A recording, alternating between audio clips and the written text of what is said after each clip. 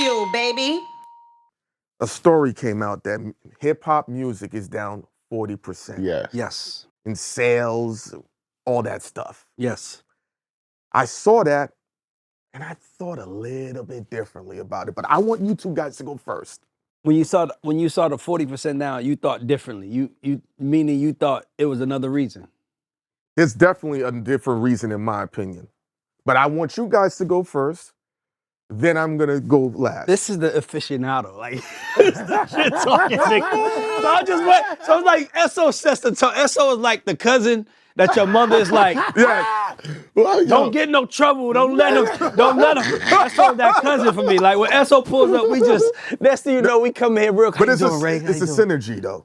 I love it. I love it. It's energy. But if I had to address it, yes. The problem is from somebody who's been on the front line. It's too much money out here. And the money has taken precedence over the creativity. And so it's kind of like we all black, we all from probably the hood or probably not like a rich background. So it's kind of like, you know how it is raising somebody and you just giving your kids money every day. Yeah. Like here. And then the minute you like, yo, you got to do better, they don't know how to respond to that. Yeah. So I'll give you a perfect example. I was working at a company and I signed an artist. We gave this is the biggest deal in that company history. We gave this artist a whole lot of money. And now I'm talking to the CEO and I'm like, so what you want me to do? And he was like, I mean, just be his uncle. And I'm like, be his uncle? Like, what the fuck does that mean?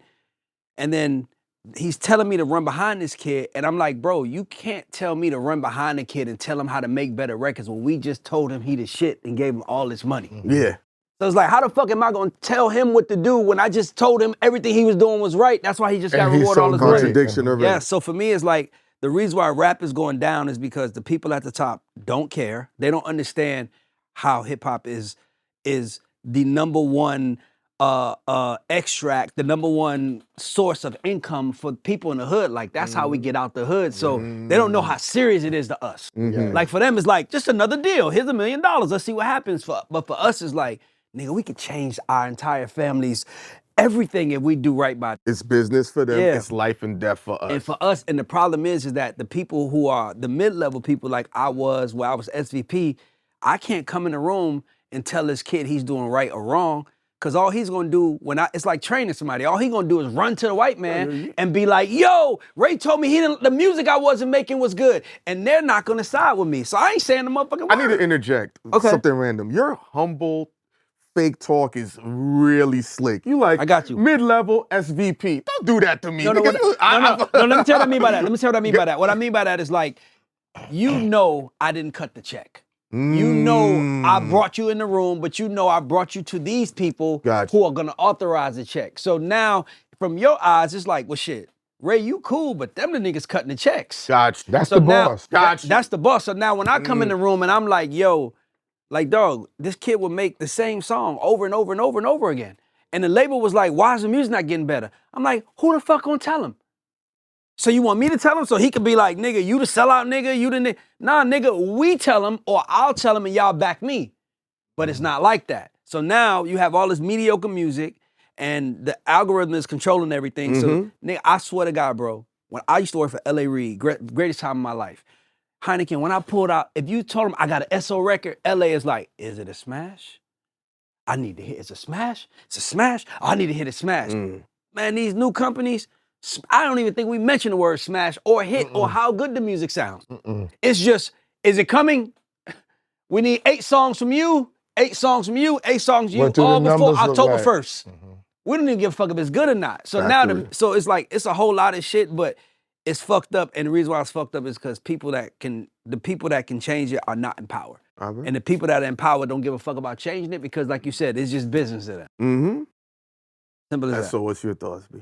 I just think it's too much, it's too saturated. It's too easy to make music, and these people have low standards. I said it on a whole of the show last year, and people got on me, Ray, when I was just telling people, like, this is the best of the trash is what y'all are getting. This is what y'all don't understand that. You know what I'm saying? We got a whole bunch of trash heap. They picking through the trash. And yo, this is the one cup that looks like we could wash it out and put it back up here and they're gonna drink from it again. Yes. That's the music that we're getting. Yes. So when you don't when you don't know that you're listening to trash, right, as the kids, they don't know no better. This is what they've gotten. They've gotten doo-doo mixed records. They've gotten 1.5 verse songs. They've listened to it. They've even come with a psychology of, yo, you can listen to this song over and over again because it's only 1 hour, 1 minute and 45 seconds. We used to say that about a 2-verse song that was like a Method Man song that was still 2 minutes and 45 seconds or 2 minutes and 35 seconds. And we were looking at it like, yo, this is not creative process. Then because you can take the music so easily and they're accepting the doo-doo music so fine with them, it's cool with them, and they're trying to act like that they really like it, then we don't have to funnel money into making real music. We don't have to bring in collaborations. We don't have to have a hit person and say, listen, this is what we're gonna do. We're gonna give you the Corey Rooney, right? And we're gonna let Corey Rooney bring in Tone from Trackmasters, Rodney Jerkins. We're gonna put this together, or we're gonna have you with a Puff Daddy, or a Dr. Dre, or a Jermaine Dupri, where Jermaine's gonna help you envision the whole shit, and we're gonna be able to roll marketing plans out and bring it to the world, which means we have integrity in our music and our product. But what you're speaking about is vision. And we don't have people that have vision. We basically have bankers and finance people running companies. You're speaking of vision. You're also saying, I can take this right here, add Jermaine, add this person, and create this. And they're like, nah, all I need is this from you. Now we get this even better, but all I need is this. Don't give me more than what I want. They don't want that. They don't want our voices. They don't want none of that shit. I think, honestly, there's something very sinister at play. And hip-hop has been the dominant genre for, 25, 30 years? Let's lowball the number, 25 years. Years ago, SO told me that they will make sure your albums don't sell to minimize your power. Absolutely. So when I see this 40%, is this a play to make sure hip-hop is no longer the dominant genre? And here's the thing. You spoke on the young lady, the white girl, Bobby. Yep. Her rollout. Who did they have her roll out with? Hip-hop. Hip-hop. No rock stars, no country singers, None. no television stars. None. But I'm gonna drop a bomb on you. Go for it, S. Okay? And this is the illest shit in the world, right? We went through a time, and I'm gonna tell you, I don't remember the year, but I remember the singer that was out. It was Katy Perry's record, right? It was around the year when she did the record with Snoop Dogg, okay? They were saying hip-hop was dead then. There was nothing to hip-hop. And every pop record damn near during that year had a rapper on it. Every last Now pay attention. They said, oh, singers are dead. They don't want to hear his songs. They want to hear hip-hop. But then they what's the white kid that sounds like he's from Europe? Ed Sheeran came out singing R&B music right in front of our face. Pink first got on singing what? On the Face Records, R&B music. So we are still the dominant force. We don't know it. We're not treating it as such, which is a big problem. And on top of it, let me ask you a question. Where are they coming up with this 40% number? That's what I'm saying. Is that a real number? Is that a number to put out there to lower the stock of artists and hip-hop power? Yes. Lower the stock of a person like a Baby, a Puff Daddy, a Ray Daniels, and that sort? Because y'all still can walk into these labels and bring in music. But Ray, y'all down 40%. Yo, we I can't give you a budget money. No. I can't give you a $1.5 million. Now, am I saying that the music is not trash? No.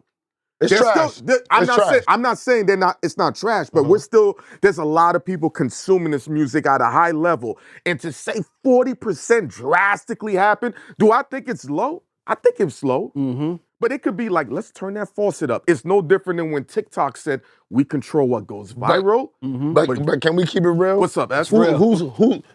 What you Very, thinking? very great point. I'm not gonna lie. I think Ray's point was stupendous too. We're right? just merging points together to see. You're where right, by the way. But yes. but let's be real. Who's new and who's hot?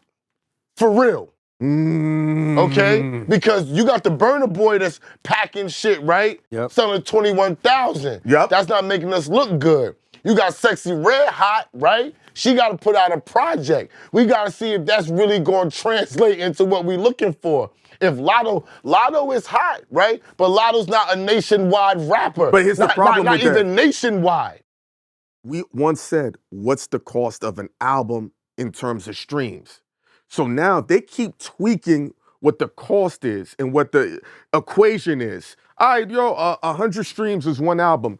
Oh, now we just changed the rules. Now it's 1 million streams is one album. Yep. But you know what it is, though? Yeah, what's up? You know what it is, though? It's also because there's so much of us that it's not a requirement. So I give you an example, like NBA YoungBoy, as big as he is, his label has never really spent no money. You don't spend. What do you spend the money on? He's literally making his album. Self-contained. He's in the studio making his album with beat packs from YouTube. Yep. Putting this shit out. These beats are $2,500. If that NBA much. YoungBoy ain't never went in the studio with a huge producer or Pharrell. He never did that. They can't get him to do that. It's cheaper and it's easier. We are actually the people that are holding this shit up while they figure out their shit. But when you, So it's like, when we y'all say, niggas, what I mean by that is Yes. like, all right, so let's sign this rap shit because rap is easy. Nigga, a rapper can make an album in 3 days. I mean, not Kendrick, but A nigga, rapper can make an an album in 3 days. A pop artist can't.